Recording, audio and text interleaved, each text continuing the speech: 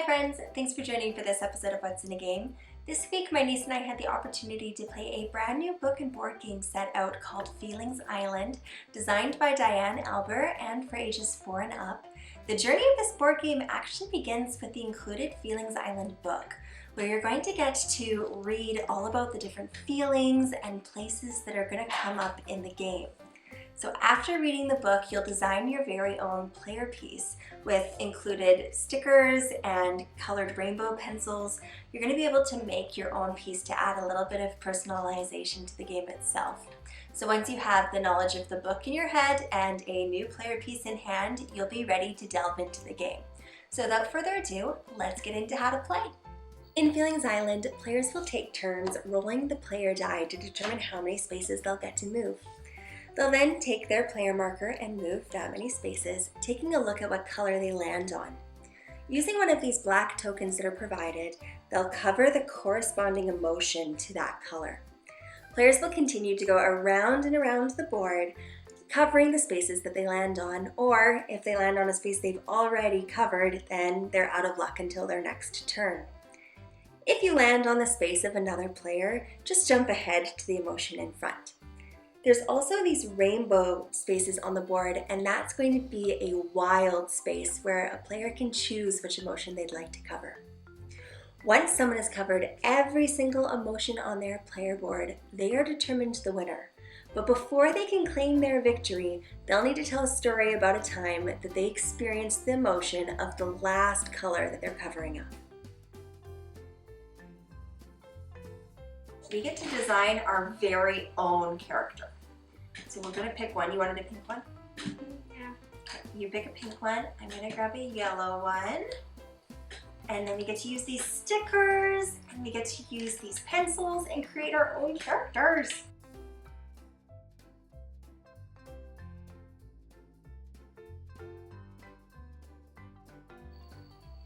I like to do it this way. That's a good way. Okay, 4. 1, 2, 3, 4. Ooh, your green one. What emotion was green again? I think it was calm, right? Yes, calm. 1. Okay. Oh, getting worry out of the way. I was worried about that one. Was that a bad pun? That was pretty cheesy, wasn't it? Yeah. 6. Ooh, you roll high numbers. 2, 3, 4, 5, 6. Woo, pink. Do you remember what pink was? Love. Love. Oh, you have a good memory. All right. 3, 1, 2, 3. And I've got my calm covered now too.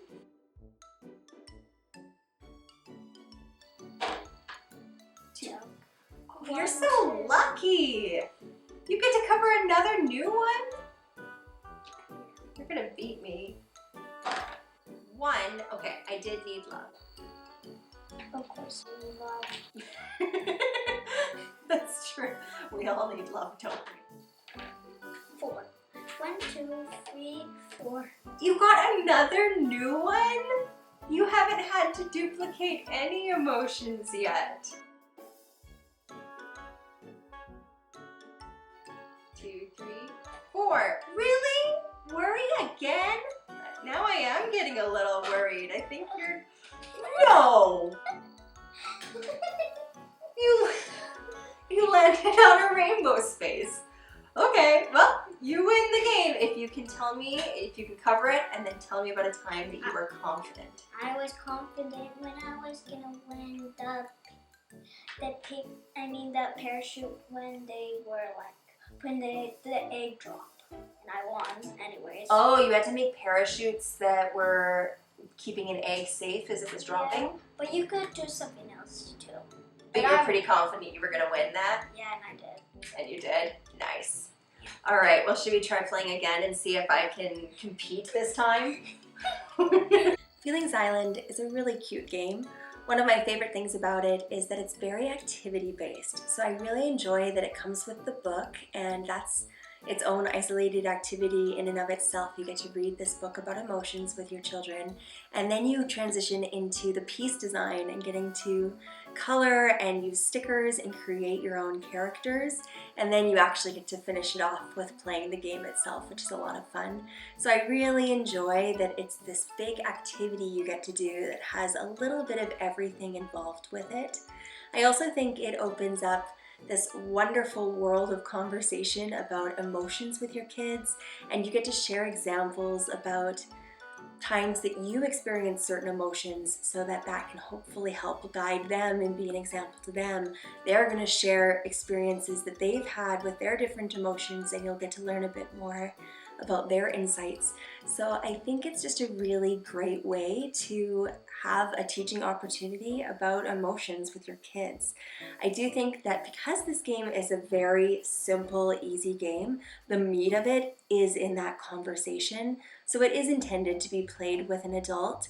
You could send all of your kids off to go and play this game and they'll be able to understand the rules, but I don't think you're going to get as much out of it as when an adult is playing it, or an older teenage sibling, someone who's able to kind of guide that conversation part of the game with it.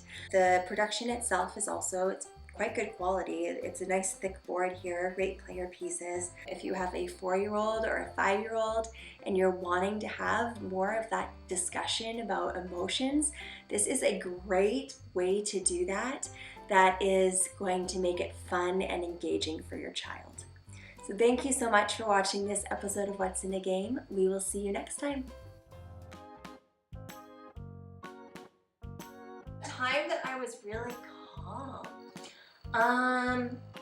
When I was crazy. I do try to stay calm when you go crazy. That's true.